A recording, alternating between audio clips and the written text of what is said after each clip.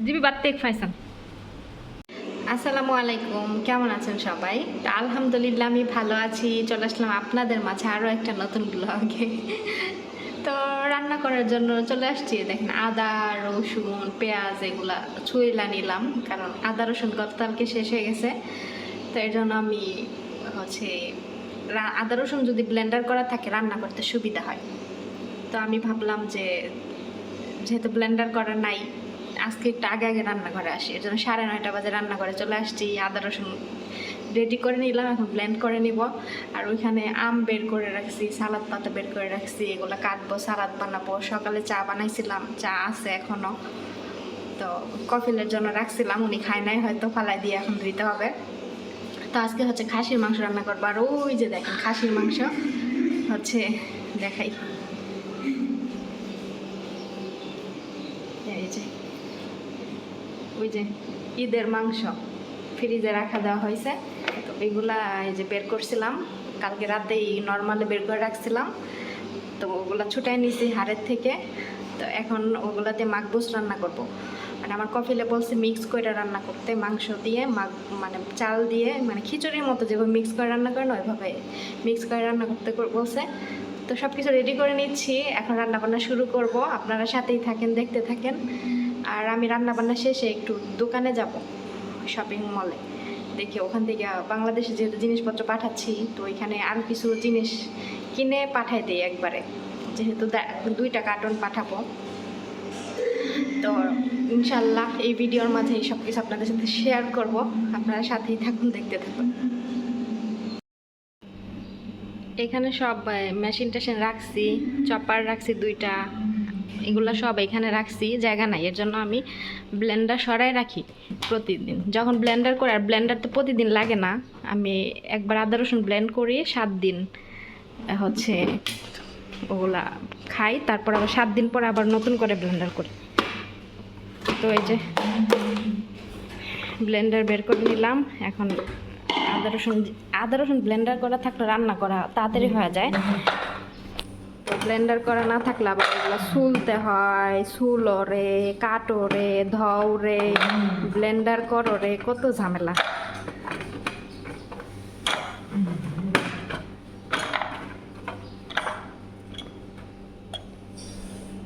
তো এখানে একটু পানি দিতে হবে, পানি দিলে ব্লেন্ডার করা ভালো হয়।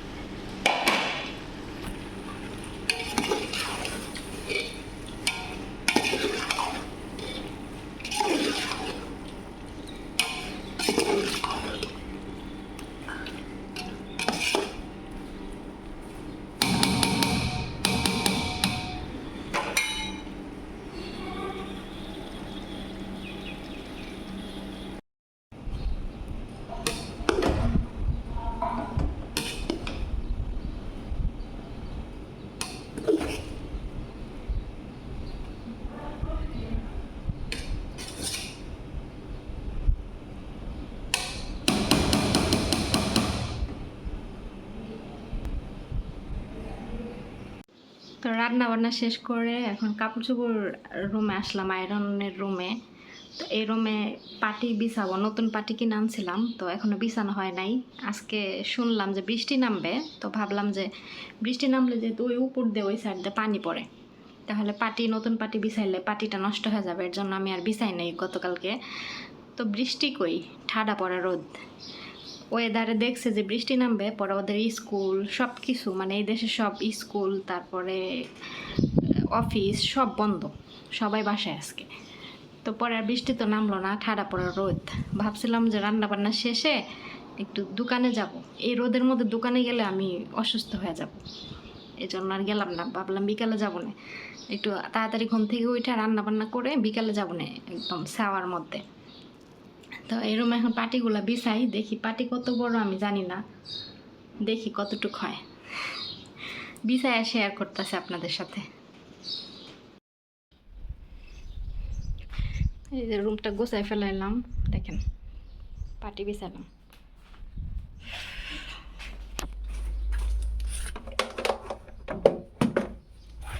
ফ্যানটা এখানে রাখলাম, আর এই যে আগে তো আলমিরা এই পাশে ছিল, এখন এই পাশে রাখলাম। এই যে এখানে আমি আয়রন করি।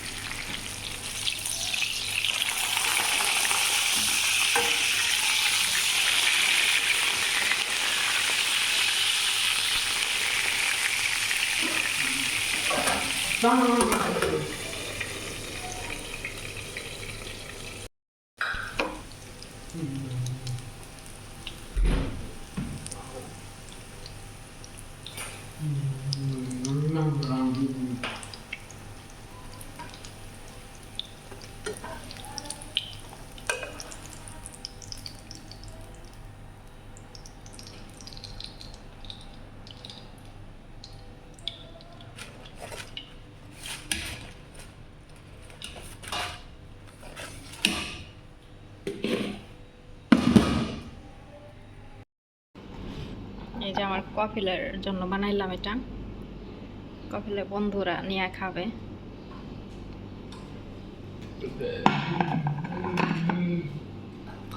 এখানে আছে সমোসা জুবেন।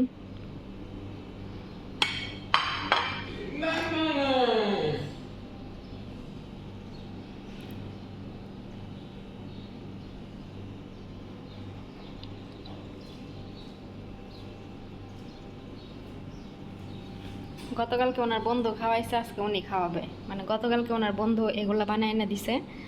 পরে আমার কপিলা বলছে কি তোদের বাসার থেকে আমার বাসায় বানায় আরও বেশি মজা হয়। পরে কয় ঠিক আছে তাহলে কালকে খাওয়াইছি, তো এই জন্য আমি আবার আজকে বানাই দিলাম।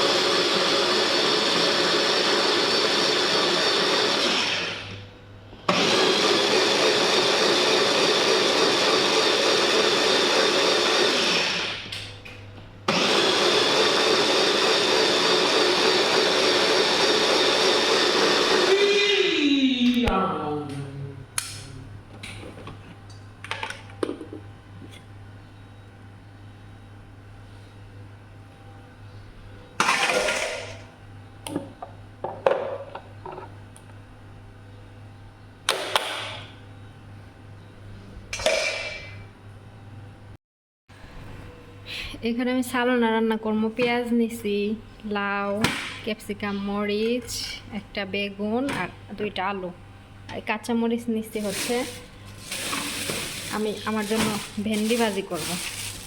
ভেন্ডি নষ্ট হয়ে যাবে, যেন ভাজি করে ফেলবো ওগুলো। আর ওইদিকে ভাত বসাই দিয়েছি, ভাত এখন হয় না, আর একটু হবে। আর এখানে মুরগির মাংস সিদ্ধ করতেছি তরকারি রান্না করার জন্য। অর্ধেক সিদ্ধ হয়ে গেছে, অর্ধেক উঠে ফেলছি। এগুলা আর কিছুক্ষণ রাখি।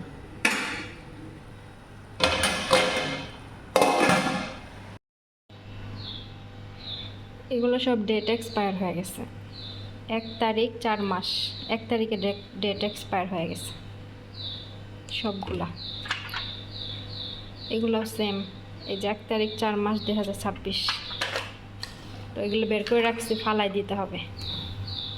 ডেট এক্সপায়ার কিছু খাবে না। তো আমি এখন সবজিগুলো কাইটা নিব, তারপর রান্না বসাই দিব। রান্না করা অবস্থায় আবার ডাক দিছে রুম পরিষ্কার করার জন্য। তো রুম পরিষ্কার করে দিয়ে আসলাম। ঝামেলা, মানে ম্যাডামের হাজব্যান্ড ডিউটিতে একদিন যায় আরেক দিন যায় না। তো দেরি করে ঘুম থেকে উঠে, আমি যখন রান্না করি তখন ঘুম থেকে উঠে। পরে আমার ম্যাডাম ডাক দেয়, আমি চলে যাই ঘর গুছাইতে, ঘর পরিষ্কার করতে। পরে আমার রান্নার দেরি হয়ে যায়। তো মুরগি ভাজতেছিলাম, ডাক দিছে ঘর গুছাইতে। পরে চুলা মুলা বন্ধ করে থুয়ে পরে গেছি, গিয়া ঘর মর গুছাইয়া থুয়ে আসলাম। এখন আবার বাকি অর্ধেক কাজ এখন করব। আর এই যে আমার সাথে বসে আছে ফয়সাল আর আমি বাসায় এখন। রান্নার সময় অন্যান্য কাজ করতে গেলে ঝামেলা লাগে। অর্ধেক রান্না রাইখা মুরগি গুছাই ঘর গুছাই দিয়ে আসলাম। ও সবজিগুলো এই যে অর্ধেক কাটছি, দেখেন পেঁয়াজ কাটা বাকি আছে, এগুলো কাটবো। কত থালা বাসন, এগুলো ধুইতে হবে। আমার জন্য একটু ভেন্ডি ভাজি করব। যাই হোক, কাজগুলো করি, পরে আবার আপনাদের সামনে আসতেছি। আমার ম্যাডাম আর ম্যাডামের হাজব্যান্ড হসপিটালে গেছে। তো এমনি বাচ্চার কিছু হয় নাই, মানে বাচ্চা হওয়ার পরে এই যে সে মহিলারা বারবার গিয়ে টেস্ট করে যে সুস্থ আছে কিনা।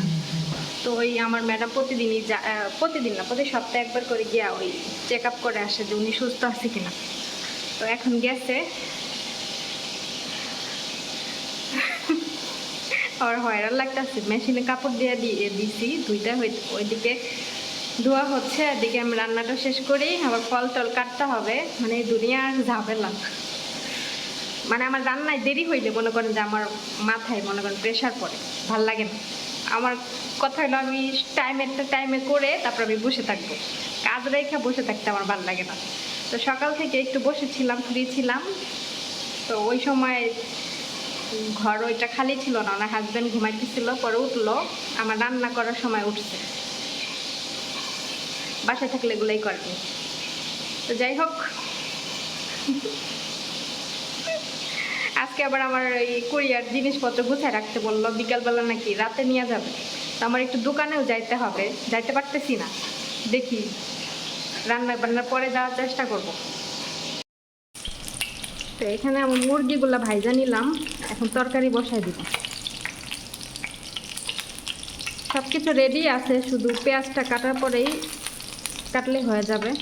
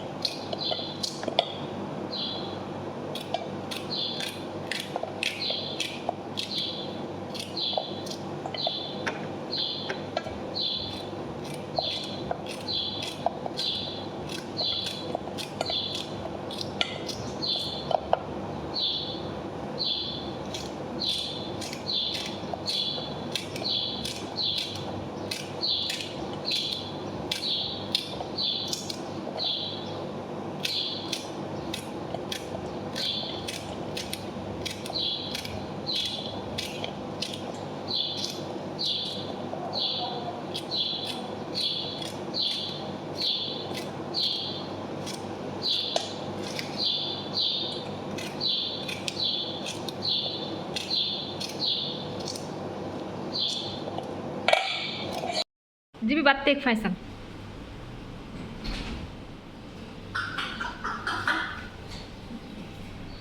দেখছেন ও বুঝছে কালেনে 7 আর শুক্রান ফয়সাল